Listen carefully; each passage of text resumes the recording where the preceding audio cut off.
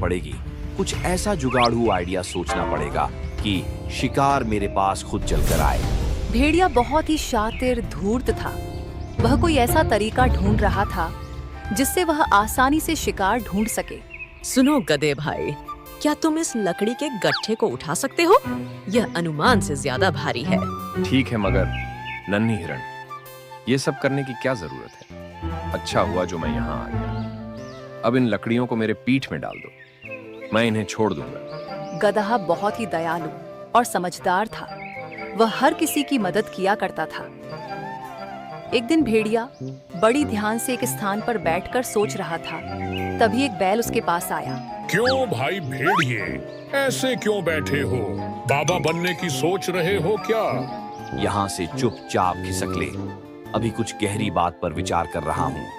मर फिर यहीं, मुझे क्या लेना देना।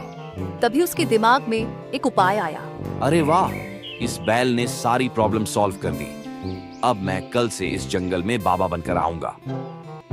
अगले दिन मैं अब शांति प्रिय भेड़िया बन चुका हूँ। इस संसार से मेरा मोह उठ गया है बाबा। पहले मैं नादान था, बेवजह यहाँ वहाँ घूमता रहता था और किसी भी जानवर की हत्या करके उसे खा जाता था।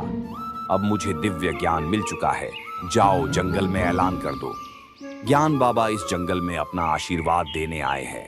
हिरण भेड़िए की बातों में फंस चुका था। वह सभी जानवरों तक ये बात फैला देता है कि भेड़िया अब ज्ञानी बाबा बन चुका है। हिरण की बात सुन के सभी भेड़िए के पास पहुंचे। और मैंने सुना है कि तुम बाबा बन गए हो। बाबा तो कभी शिकार नहीं करते, ऐसे में तुम क्या खाओगे? मैंने कब कहा कि मैं शिकार करूंगा बालक? मुझे मांस की अब कोई आवश्यकता नहीं है। मैं तो फल खाया करूंगा। तुमने बाबा बनने की शिक्षा कहाँ से ली? मैंने ध्यान किया बालक। उस ध्यान में मुझे प्रभु ने आशीर्वाद दिया और कहा कि मैं इस जंगल का कल्याण करूं। तभी एक खरगोश वहां पहुंचा और बोला, बाबा जी, कोई चमत्कार कीजिए। मेरे बच्चे के पेट में बहुत दर्द हो रहा है, उसका इलाज कीजिए। तुम चिंता मत करो बालिके, मैं अभी एक मंत्र फूंकता हूँ और तुम्हारा बच्चा ठीक हो जाएगा। हिम क्ली हूँ फट स्वाहा। अब जाओ देखो कि ठीक हुआ कि नहीं। खरगोश अपने बच्चे को चेक करके आता है। बाबा जी की जय हो। अद्भुत बाबा जी, मेरा बच्चा बिल्कुल ठीक है, उसका दर्द छू मंत्र हो गया है। अब सभी भेड़िए की चाल में फंस चुके थे। उन सभी को विश्वास हो चुका था कि भेड़िया बाबा बनकर चमत्कार करता है। अब भेड़िए की रोज सेवा होने लगी। तरह तरह के भोजन पकवान लाए जाने लगे। भेड़िए का दिन अच्छे से कटने लगा। मगर एक दिन रोज खाने के लिए मिलता तो जरूर है, मगर आखिर ठहरा मैं मांसाहारी जानवर, ये घास फूस कब तक खाऊंगा? वहीं दूसरी तरफ गदहा कुछ सोच रहा था। ये चमत्कार है या आंखों का धोखा? कुछ समझ नहीं आ रहा है। भला एक मांसाहारी जानवर बाबा बनकर शाकाहारी भोजन कर रहा है और सही रास्ते पर चल राह बता रहा है। जरूर दाल में कुछ काला है। एक दिन बच्चा जाओ और ऐलान करो कि बाबा सबसे कुछ जरूरी बात करने वाले हैं। भालू की बात सुन के सभी जानवर भेड़िया के पास पहुंचे। मेरी बात ध्यान से सुनो बच्चा। मैं जब ध्यान में था तभी मुझे एक सपना आया। इस जंगल में एक रहस्यमयी शैतान हमला करने वाला है। आप सभी चौकन्ना रहिए, मैं इसका निवारण ढूंढने की कोशिश करता हूँ। सभी जानवर सतर्क हो गए थे, मगर कोई न कोई जानवर एक हफ्ते बाद गायब होने लगे थे। इन सभी घटनाओं से गदहा कुछ सोचने लगा। भेड़िए के कहने के बाद से ही ये सभी घटनाएं घट रही हैं। क्या सच में उसने यह सब देखा है या फिर कहीं उसी की चाल तो नहीं है? आज रात को जंगल में पहरा देना होगा। रात की चांदनी अब धीरे धीरे गायब होने लगी थी। जंगल खामोशी के आगोश में समा चुका था। गधा एक पेड़ के पीछे दुबका हुआ था। तभी उसे किसी के आने की आवाज सुनाई दी। गौर से देखने के बाद उसे मालूम हुआ कि यह तो भेड़िया है। अच्छा जी, दिन में बाबा और रात में शैतान। पीछा करना पड़ेगा। आखिर ये करता क्या है? अरे खरगोश, यहाँ क्या कर रहे हो? तुम्हें मालूम नहीं क्या आसपास शैतान घूम रहा है? इस रात के अंधेरे में मैं अपना रास्ता भूल गया हूँ बाबा जी। क्या आप मेरी मदद कर सकते हैं? अरे मेरे साथ चलो, मैं तुम्हें रास्ता बताता हूँ, मोक्ष का। और भेड़िया उसे झाड़ियों में ले गया और उसका शिकार कर दिया। गधे ने सारी घटनाएं देख ली थी। अगले दिन बाबा जी, मेरे पति अभी तक घर नहीं पहुँचे। अपनी दिव्य शक्तियों का इस्तेमाल करके पता लगाएं कि वे कहाँ हैं। इसमें ध्यान लगाने की कोई जरूरत नहीं है। मैं बताता हूँ कि तुम्हारा पति कहाँ है। तुम्हारे कहने का मतलब क्या मतलब है? ये जो बाबा बना फिरता है, यही असली शैतान है। यही जानवरों का शिकार करता है और सभी जानवरों को झूठ बोलता है।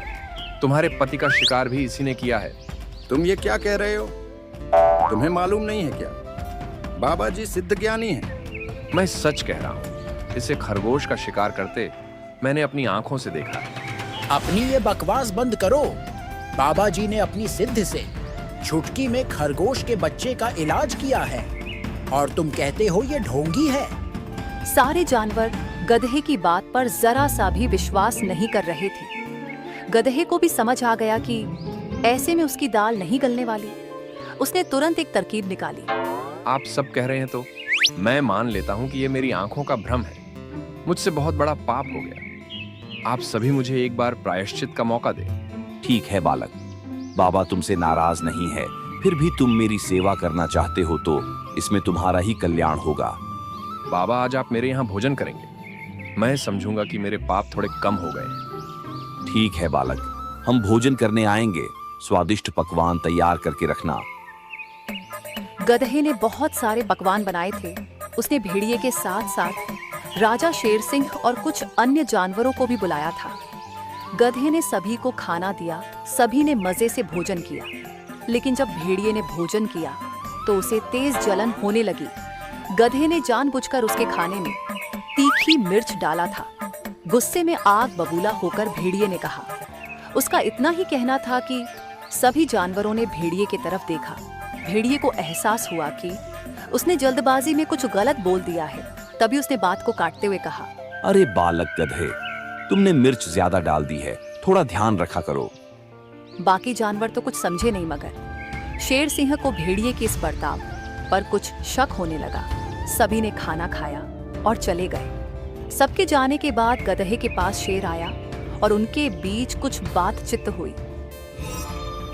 अगले दिन ये गधा अपने आप को बहुत होशियार समझता है।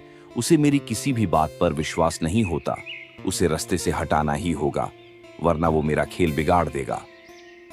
एक दिन भेड़िए ने गधे को हिरण से बात करते सुना। क्या हुआ हिरण भाई? परेशान नजर आ रहे हो। गधे भाई, मेरे इलाके की घास सूख चुकी है। मुझे नए चारे की आवश्यकता है। बस इतनी सी बात। पहाड़ी के दूसरी तरफ एक जगह है, वहां हरी हरी घास उगी है। वहां जाओ। ऐसे भी उधर कोई ज्यादा जाता भी नहीं है। तुम्हें कोई परेशान भी नहीं करेगा। भेड़िए के खुरापाती दिमाग में एक उपाय आया। अरे वाह, जब ये हिरण वहां पहुंचेगा, मैं पीछे से इतना जोरदार हमला करूंगा और इसे घायल करके भाग जाऊंगा। और जब ये यहाँ आकर अपना दुखड़ा रोएगा, तब मैं सारा इल्जाम इस गधे के ऊपर डाल दूंगा। बोलूंगा कि गधा ही असली शैतान है जो भेष बदलकर जंगल में रहता है। हिरण हरी हरी घास देखकर बहुत कुछ हो रहा था।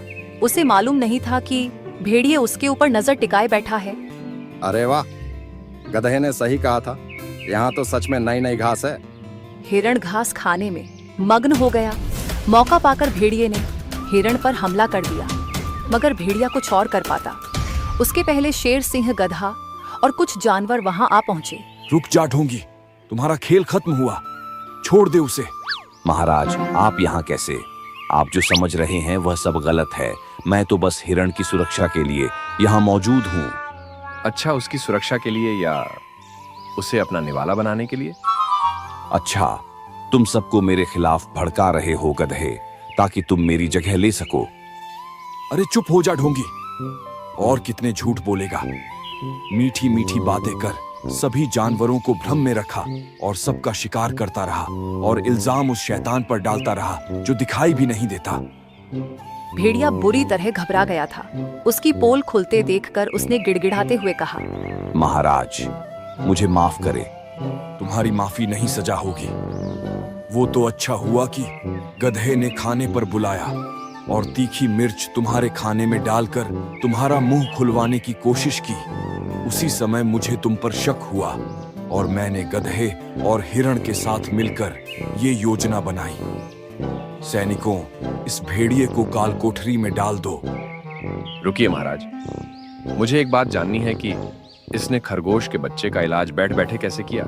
मैंने खरगोश के बच्चे को एक जड़ी बूटी खिलाई थी जिससे पेट में गैस बनती है और थोड़ी देर तक दर्द होता है, मगर बाद में दर्द अपने आप कम हो जाता है।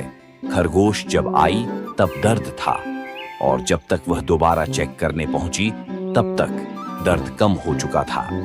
गधे की योजना से भेड़िए की सच्चाई सामने आ गई थी। सभी जानवरों ने गधे से माफी मांगी और कसम खाई कि बिना जांच पड़ताल करे कभी भी किसी की मीठी बातों में नहीं आएंगे।